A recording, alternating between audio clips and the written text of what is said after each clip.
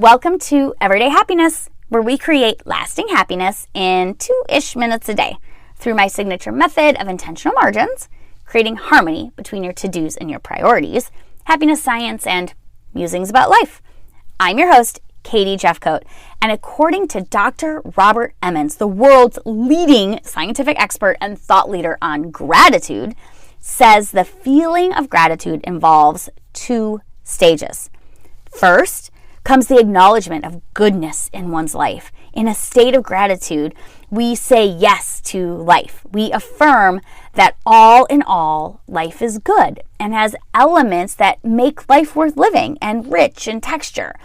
The acknowledgement that we have received something gratifies us, both by its presence and by the effort the giver put into choosing it. Second, gratitude is recognizing that some of the sources of goodness lie outside the self. So one can be grateful to other people, to animals, to the world, but not to oneself. At this stage, we recognize that goodness in our lives and who to thank for it. For example, who made sacrifices so that we could be happy.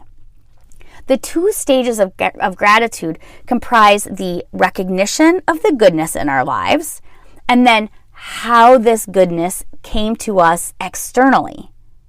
By this process, we recognize the luck of everything that makes our lives and ourselves better. A study done by Emmons in 2011 showed that grateful people report higher levels of positive emotions and life satisfaction and vitality and optimism, and they had lower levels of depression and stress. The disposition toward gratitude appears to enhance pleasant feelings and more than it diminishes unpleasant emotions. It just enhances the good stuff. Grateful people do not deny or ignore the negative aspects of life. The positive is just more enhanced. This goes to show just how important gratitude is. When we feel the gratitude, we can create the new neural pathways in our brains to see the good while not diminishing the negative.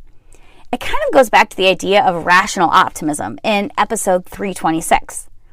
So until next time, remember, kindness is contagious, and we would love for you to subscribe to this podcast wherever you listen. We would be so grateful. And do us a favor, follow us over on our Instagram feed at Everyday Happiness with Katie, because we're sharing some exciting stuff and we don't want you to miss it.